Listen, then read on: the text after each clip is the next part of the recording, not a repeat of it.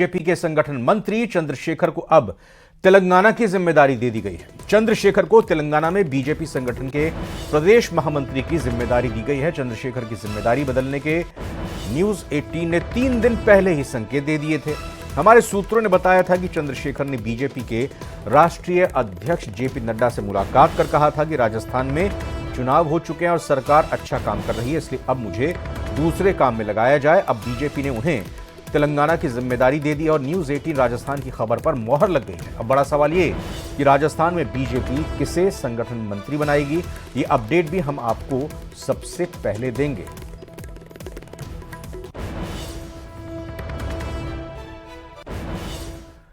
राजनीति हो या व्यवसाय या फिर नौकरी, किसी भी काम की शुरुआत से पहले ट्रेनिंग का प्रोसेस होता है ताकि उस काम को अच्छे तरीके से करने की समझ डेवलप हो सके।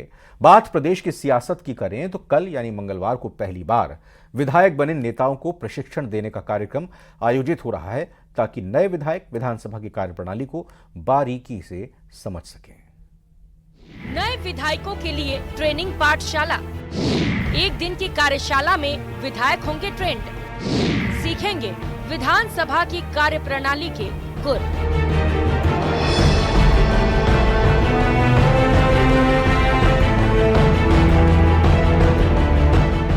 राजस्थान विधानसभा में मंगलवार को नवनिर्वाचित विधायकों को एक दिन की ट्रेनिंग दी जाएगी, जिसका मकसद होगा विधानसभा की कार्यप्रणाली के बारे में उन्हें जानकारी देना।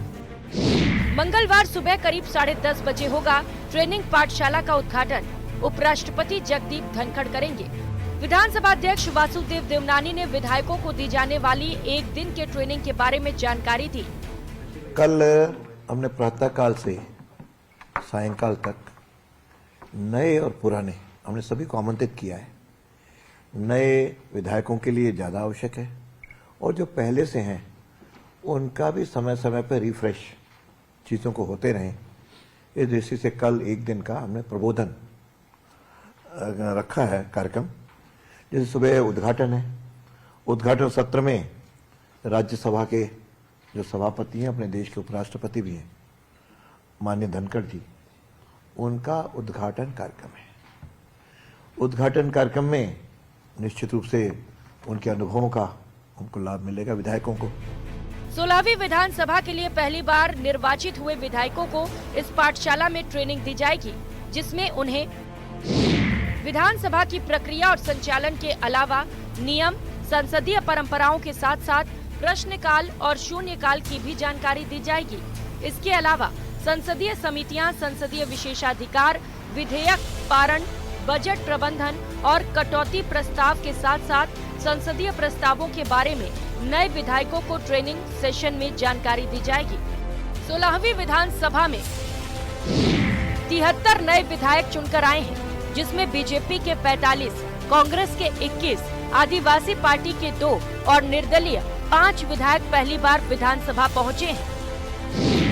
एक दिन के ट्रेनिंग कार्यक्रम में राज्यसभा सांसद घनश्याम तिवारी, पूर्व विधानसभा अध्यक्ष डॉक्टर सीपी जोशी, पूर्व विधानसभा उपाध्यक्ष राजेंद्र सिंह, सांसद डॉक्टर सत्यपाल सिंह, संसदीय कार्य मंत्री जोगाराम पटेल, विधायिकी मामलों के प्रमुख चक्षु राय और सांसद राजेंद्र अग्रवाल मुख्य वक्ता होंगे। मंगलवार सुबह 10:30 बजे शुरू होने वाले प्रशिक्षण पाठशाला का उद्घाटन जहां उपराष्ट्रपति जगदीप धनखड़ करेंगे, वहीं समापन लोकसभा अध्यक्ष ओम बिरला के जरिए किया जाएगा। जयपुर से न्यूज 18 के लिए सुधीर कुमार शर्मा की रिपोर्ट।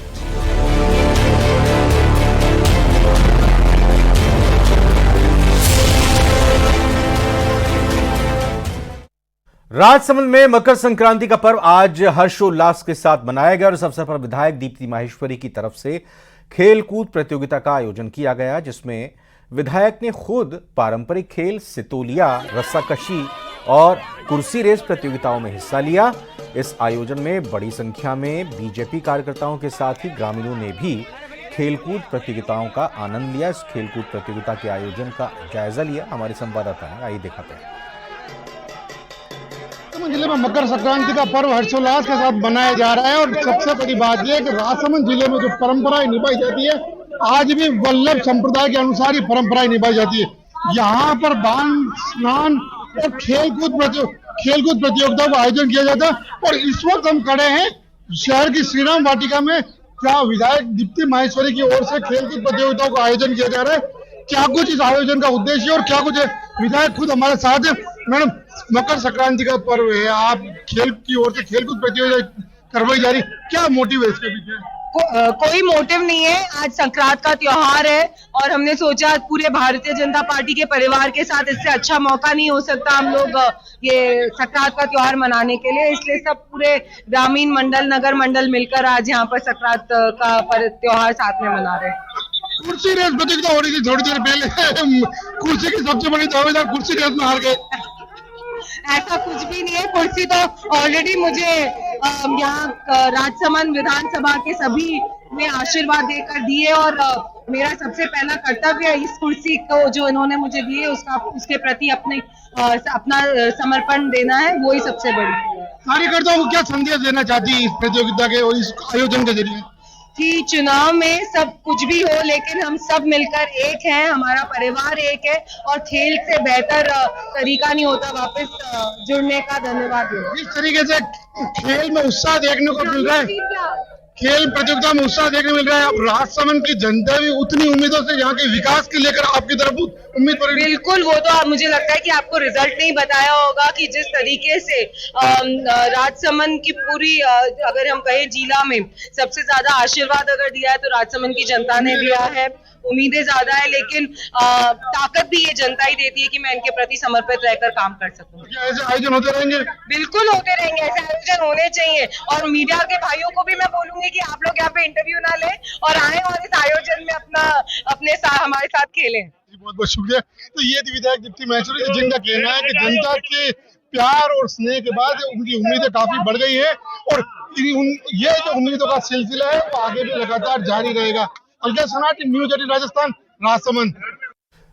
राजस्थान में डीजी और आईजी सम्मेलन में प्रधानमंत्री नरेंद्र मोदी ने पुलिस को डंडे के बजाय डेटा के साथ काम करने की नसीहत दी थी, जिसका असर होता दिखाई दे रहा है। प्रदेश पुलिस ने साइबर क्राइम से निपटने की तैयारी कर ली है, जिसको हैकाथॉन 1.0 का आयोजन इसी संबंध में किया जा रहा है।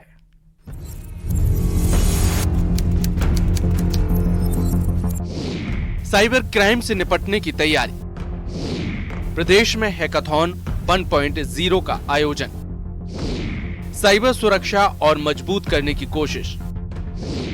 17 और 18 जनवरी को हैकाथॉन 1.0 का आयोजन।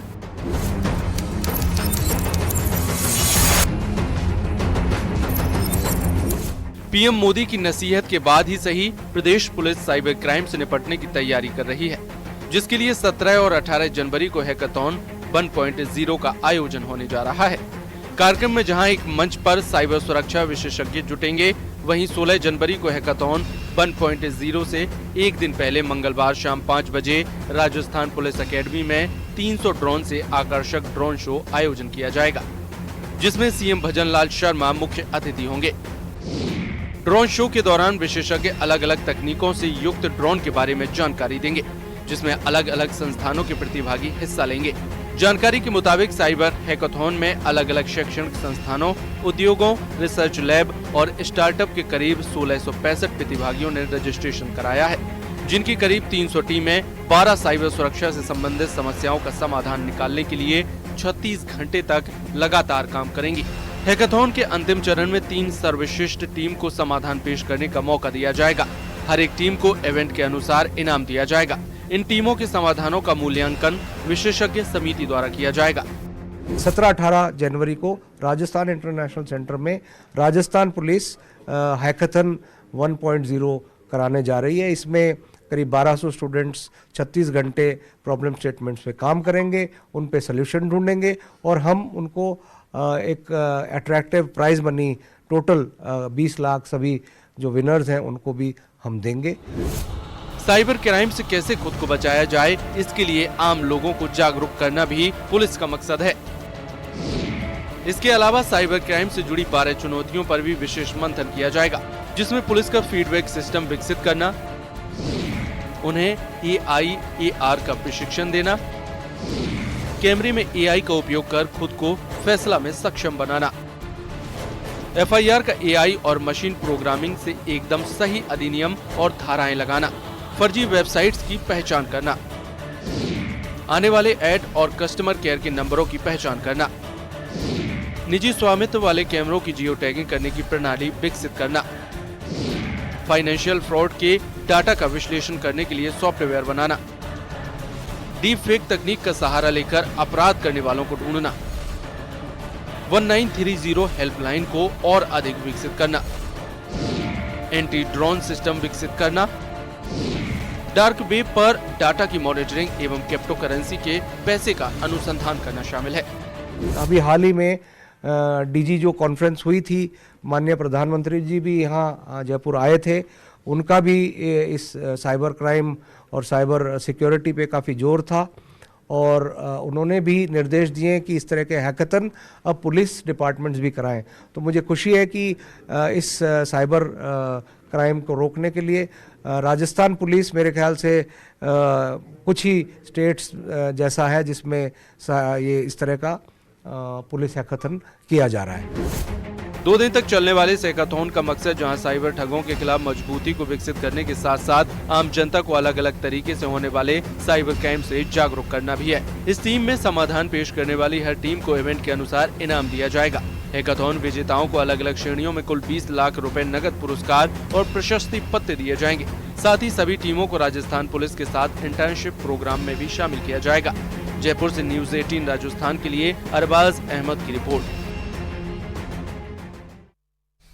जयपुर में बीजेपी के राष्ट्रीय दीवार लेखन अभियान का शुभारंभ हुआ। जयपुर के कलेक्ट्रेट रोड बनी पार्क में बीजेपी प्रदेशाध्यक्ष सीपी जोशी ने कमल का चित्र बनाकर दीवार लेखन अभियान की शुरुआत की। बीजेपी ने लोकसभा चुनाव में 400 सीटें जीतकर मोदी को तीसरी बार प्रधानमंत्री बनाने का लक्ष्य रखा है। आपको बता दें कि बीजेपी राष्ट्रीय अध्यक्ष जेपी नड्डा ने दिल्ली के मेहरचंद मार्केट से दीवार लेखन अभियान की शुरुआत की है। फिर मोदी सरकार ये दीवार लिखन का काम दिल्ली में आज हमारे पार्टी के माननीय राष्ट्रीय अध्यक्ष आदरणीय जेपी नड्डा साहब ने इस अभियान की शुरुआत की और आज प्रदेश में जयपुर में इस अभियान को हमने शुरुआत की, उसको आगे बढ़ाया है।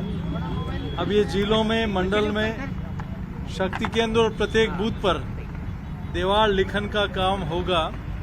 एक बार फिर मोदी सरकार इस संकल्प के साथ जो जन जन का नारा बन चुका है, मैं सोचता हूं कि एक बार फिर मोदी सरकार बनाने के लिए देश की और प्रदेश की जनता ने मन बना लिया है। और ये दीवार लेखन निश्चित रूप से राष्ट्रीय अध्यक्ष जी के बाद ये प्रदेश में, जिलों में और नीचे बूथ स्तर पर जाएगा और प्रत्येक बूथ पर ये दीवार लेखन का काम होगा।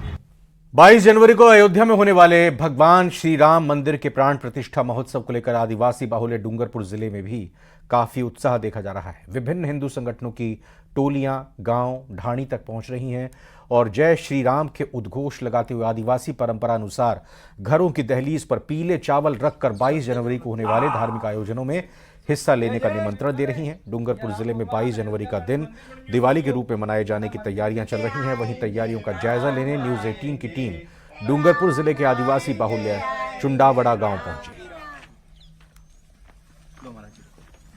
श्री राम के मंदिर का प्राण प्रतिष्ठा महोत्सव होने जा रहा है।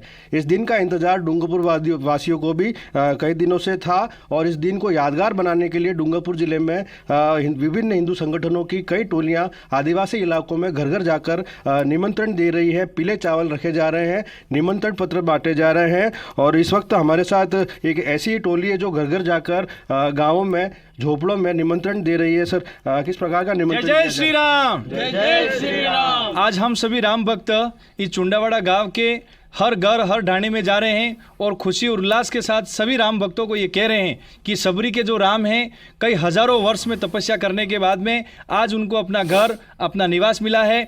22 तारीख को भव्य अयोध्या के अंदर जो प्राण प्रतिष्ठा होने जा रही है रामलला की, इसमें सभी जनजाति समाज के लोग जो राम को आदिकाल अनादिकाल से हमारा आस्था का केंद्र मानते आए हुए हैं, इन सभी में हर्ष उल्लास के साथ उस दिवस को हम ऐतिहासिक बनाएं। इसके लिए हम पीले चावल हल घर घर रख के ये निवेदन कर रहे हैं कि उस दिन दीपावली मनाएं, उत्सव मनाएं और प्रसन्न होवे कि हमारे रामलला उनके निवास में, उनके घर में जा रहे हैं।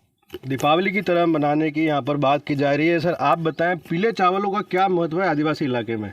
पीले चावलों का ये हमारी परंपरा रही है। जो भी नया कार्य करते हैं तो उसमें पीले चावल रखे जाते हैं।